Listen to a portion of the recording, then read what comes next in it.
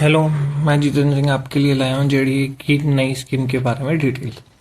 जयपुर विकास प्राधिकरण ने शहर के लिए 3 नई हाउसिंग स्कीम लॉन्च की है, जिनका नाम है अटल विहार, गोविंद विहार, पटेल नगर शामिल है। इन योजनाओं के तहत कुल 756 प्लॉट उपलब्ध कराए जा रहे हैं। जेडीसी के आनंद के अनुसार इन योजना का उद्देश्य जयपुर में अफोर्डेबल हाउसिंग का सपना साकार करना है। इन तीनों योजना में से अटल विहार योजना जोन 12 के लिए है, गोविंद विहार और पटेल नगर योजना जोन 10 के लिए। इनमें अलग अलग प्लॉटों का लॉटरी सिस्टम निकाला गया है, जिसमें हर कोई अप्लाई कर सकता है। उसके लिए अलग अलग कैटेगरी बनाई गई है। मैं आपको आज गोविंद विहार योजना के बारे में बताऊंगा। जेडीसी ने बताया कि आवास योजना के बाद जेडी विभिन्न योजनाओं का जैसे agro warehouse, farm house, अन्य वैसे योजना भी बना रहा है। और जेडीसी के अंदर जेडीए के अंदर प्लॉट की दरें वर्गीकरण 45 वर्ग मीटर के भूखंड आरक्षित रेट पर रखे गए हैं, 46 से 75 वर्ग मीटर के आरक्षित दर पर रखे गए हैं, जिनमें 80% आरक्षित दर का लगेगा। 76 से 120 मीटर वर्ग भूखंड के आरक्षित रेट हैं। 121 से 220 वर्ग मीटर के आरक्षित रेट 105 में मिलेंगे। 220 वर्ग मीटर बड़े से भूखंड आरक्षित दर 110% में मिलेंगे। आरक्षित रेट के 18,000 बताई गई है। गोविंद विहार योजना जेडीए प्राधिकरण, जयपुर विकास प्राधिकरण। योजना का नाम, योजना का अनुसार गोविंद विहार योजना है, स्थान जोन 10 गोविंदपुरा रोपाड़ा है। इसके अंदर लॉटरी के लिए जो प्लॉटों की संख्या है वो 202 है। आवेदन की तिथि 25 दिसंबर से 24 जनवरी के बीच में है। लॉटरी की तिथि 5 फरवरी है। आरक्षित दर 18,000 प्रति वर्ग मीटर निर्धारित की गई है। जो कैटेगरी के अनुसार इनमें अलग अलग परसेंटेज के हिसाब से छूट दिया गया है कि आप ईडब्ल्यूएस के अंतर्गत हो तो आपको 50% देना पड़ेगा।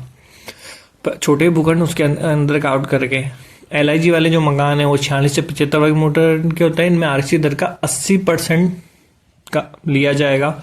76 से 120 वर्ग मीटर के भूखंड है, इनमें आरक्षित दर का 100% लिया जाएगा। अगर आपको मेरा चैनल और मेरे बताया हुआ समझ में आ रहा है, चीज़ें नॉलेज मिल रही है, तो आप मेरा चैनल जरूर सब्सक्राइब करें, क्लिक करें, और कोई भी क्वेश्चन है तो कमेंट बॉक्स में जाके पूछें।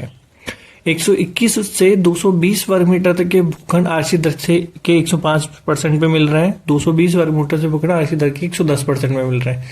मतलब जो आरक्षित दर डिसाइड की गई है उसमें परसेंटेज के अकॉर्डिंग आपको कैलकुलेट करना है। अब पात्रता की श्रेणी, पात्रता में जैसे राजस्थान सरकार, केंद्र सरकार के कर्मचारी होंगे, अनुसूचित जाति होगी, अनुसूचित जनजाति होगी, अधिसूचित पत्रकार, जर्नलिस्ट होंगे, ट्रांसजेंडर व्यक्ति होंगे, सैनिक या उनके परिवार के किसी भी सदस्य के लिए भी ये इलिजिबल है। सामान्य वर्ग जनरल कैटेगरी के लिए ये इलिजिबल है।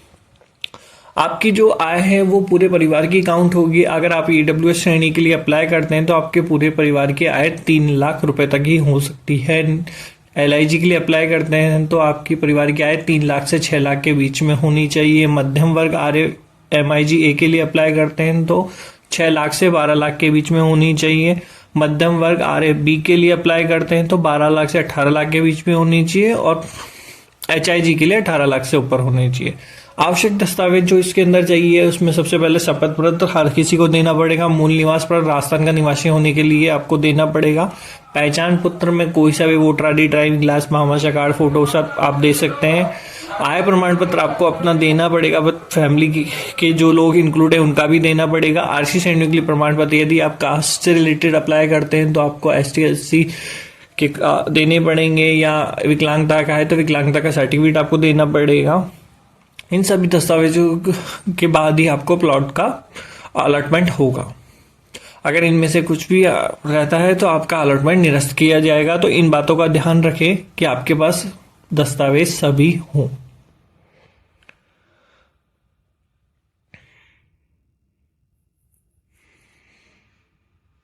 शपथ पत्र का फॉर्मेट इनके डॉक्यूमेंट में मिल जाएगा। आवेदन की प्रक्रिया, हम आवेदन कैसे कर सकते हैं? तो हम जेडी की वेबसाइट पे जाके आवेदन कर सकते हैं। वहाँ स्कीम के अंदर, अलॉटमेंट स्कीम के अंदर जाके क्लिक करके फॉर्म भर सकते हैं, या हम ई मित्र के थ्रू भी अप्लाई कर सकते हैं। आवेदन का शुल्क, अगर ई मित्र के थ्रू अप्लाई करते हैं तो वो आपसे प्रक्रिया शुल्क 50 रुपये लेगा। अन्य शुल्क 10 रुपये प्रति प्रिंट आउट लिए जाएंगे। पंजीकरण शुल्क आपको दोनों कंडीशन में देने हैं, चाहे खुद अप्लाई करें चाहे वैसे अप्लाई करें, तो आपको वो 1000 रुपये काउंट होगा जो नॉन रिफंडेबल होगा। आवेदन की पात्रता, राजस्थान का मूल निवासी होना चाहिए, 18 वर्ष से अधिक होनी चाहिए, खुद का बैंक खाता होना चाहिए, परिवार के किसी सदस्य के पास पहले से भूखंड नहीं होना चाहिए, पिछले 10 वर्षों में जेडीए द्वारा कोई रियायती आवास आवंटित नहीं होना चाहिए, मतलब आपको जेडीए द्वारा कोई भी आवास नहीं दिया हुआ होना चाहिए। तो ये सारी चीज़ें अगर आपको मेरा चैनल पसंद आ रहा है तो प्लीज़ लाइक करें, सब्सक्राइब करें और ज़्यादा से ज़्यादा शेयर करें ताकि लोगों के पास इन्फॉर्मेशन जाए, जिनको नीड हो इन प्लॉट की तो वो अप्लाई कर सके।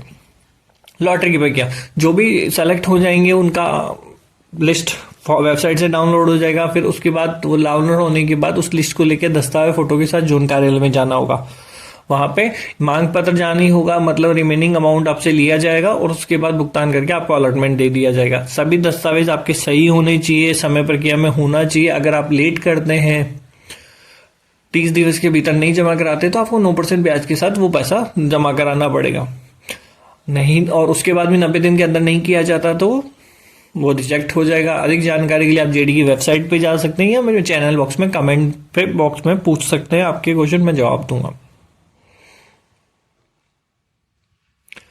Thank you watching this. धन्यवाद।